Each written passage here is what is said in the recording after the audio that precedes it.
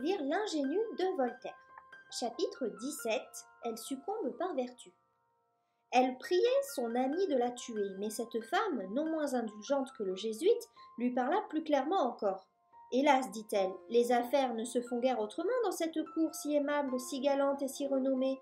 Les places les plus médiocres et les plus considérables n'ont souvent été données qu'au prix qu'on exige de vous. Écoutez, vous m'avez inspiré de l'amitié et de la confiance. Je vous avouerai que, si j'avais été aussi difficile que vous l'êtes, mon mari ne jouirait pas du petit poste qui le fait vivre. Il le sait, et loin d'en être fâché, il voit en moi sa bienfaitrice, et il se regarde comme ma créature. Pensez-vous que tous ceux qui ont été à la tête des provinces ou même des armées aient dû leurs honneurs et leurs fortunes à leur seul service? Il en est qui en sont redevables à mesdames leurs femmes. Les dignités de la guerre ont été sollicitées par l'amour, et la place a été donnée au mari de la plus belle. Vous êtes dans une situation bien plus intéressante. Il s'agit de rendre votre amant au jour et de l'épouser. C'est un devoir sacré qu'il vous faut remplir. On n'a point blâmé les belles et grandes dames dont je vous parle. On vous applaudira. On dira que vous ne vous êtes permis une faiblesse que par un excès de vertu. Ah, quelle vertu! S'écria la belle Saint-Yves. Quel labyrinthe d'iniquité! Quel pays! Et que j'apprends à connaître les hommes! Un père de la chaise et un bailli ridicule font mettre mon amant en prison. Ma famille me persécute. On me tend la main dans mon désastre que pour me déshonorer. Un jésuite a perdu un brave homme. Un autre jésuite veut me perdre. Je ne suis entourée que de pièges, et je touche au moment de tomber dans la misère. Il faut que je me tue ou que je parle au roi. Je me jetterai à ses pieds sur son passage quand il ira à la messe ou à la comédie. On ne vous laissera pas approcher, lui dit sa bonne amie.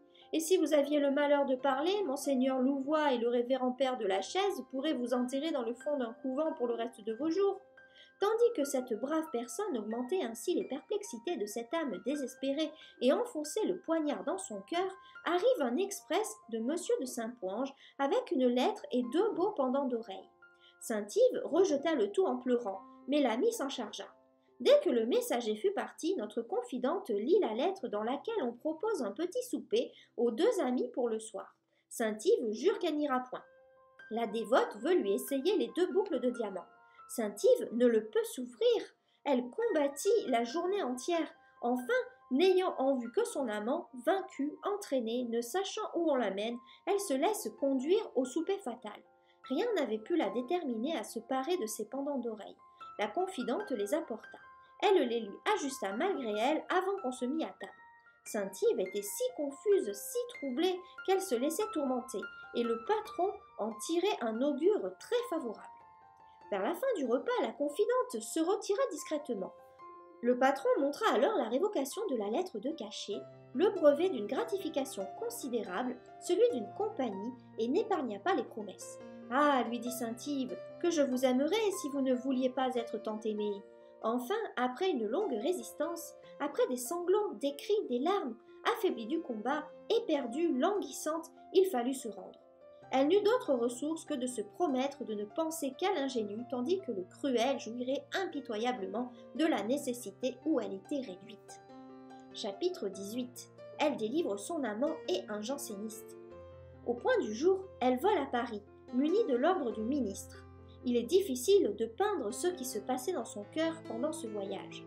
Qu'on imagine une âme vertueuse et noble, humiliée de son opprobre, enivrée de tendresse, déchirée des remords d'avoir trahi son amant, pénétrée du plaisir de délivrer ce qu'elle adore. Ses amertumes, ses combats, son succès, partageaient toutes ses réflexions. Ce n'était plus cette fille simple dont une éducation provinciale avait rétréci les idées. L'amour et le malheur l'avaient formée.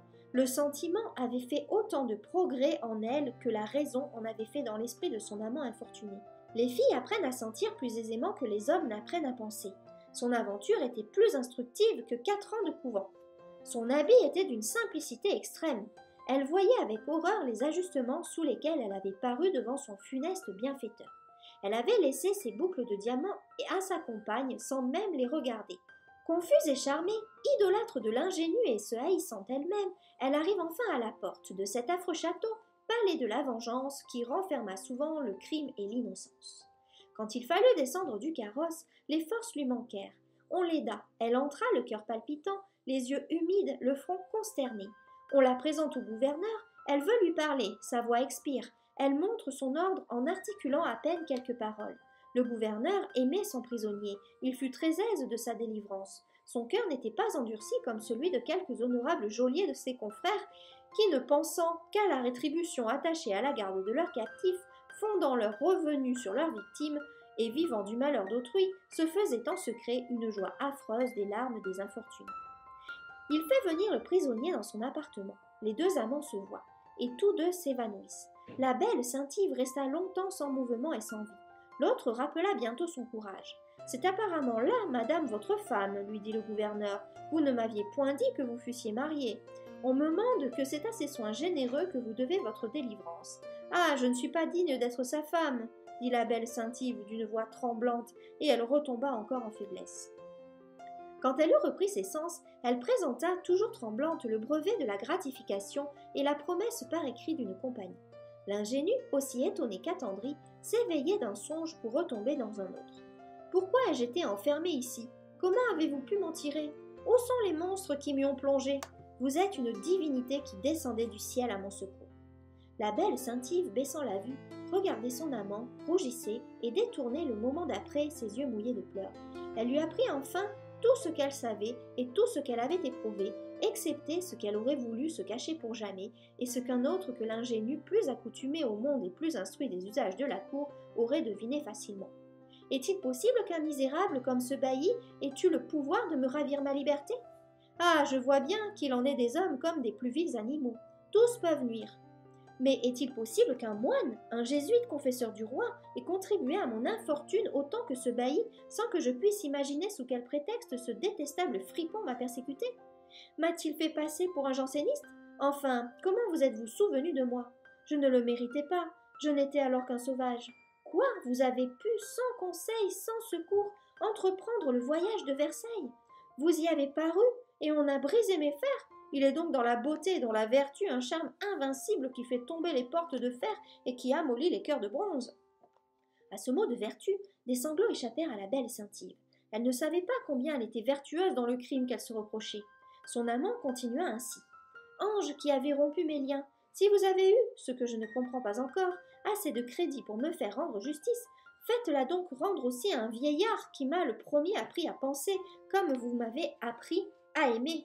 La calamité nous a unis. Je l'aime comme un père. Je ne peux vivre ni sans vous, ni sans lui. Moi, que je sollicite le même homme qui... Oui, je veux tous vos devoirs, et je ne veux devoir jamais rien qu'à vous. Écrivez à cet homme puissant, comblez-moi de vos bienfaits, achevez ce que vous avez commencé, achevez vos prodiges. » Elle sentait qu'elle devait faire tout ce que son amant exigeait. Elle voulut écrire, sa main ne pouvait obéir. Elle recommença 3 fois sa lettre, la déchira 3 fois. Elle écrivit enfin, et les deux amants sortirent après avoir embrassé le vieux martyr de la grâce efficace. L'heureuse et désolée Saint-Yves savait dans quelle maison logeait son frère. Elle y alla. Son amant prit un appartement dans la même maison. À peine y furent-ils arrivés que son protecteur lui envoya l'ordre de l'élargissement du bonhomme Gordon et lui demanda un rendez-vous pour le lendemain. Ainsi, à chaque action honnête et généreuse qu'elle faisait, son déshonneur en était le prix. Elle regardait avec exécration cet usage de vendre le malheur et le bonheur des hommes. Elle donna l'ordre de l'élargissement à son amant et refusa le rendez-vous d'un bienfaiteur qu'elle ne pouvait plus voir sans expirer de douleur et de honte. L'ingénu ne pouvait se séparer d'elle que pour aller délivrer un ami. Il y vola. Il remplit ce devoir en réfléchissant sur les étranges événements de ce monde et en admirant la vertu courageuse d'une jeune fille à qui 2 infortunés devaient plus que la vie. Vous pouvez recevoir mon analyse complète de cette œuvre en cliquant sur le lien correspondant dans la description en dessous de cette vidéo.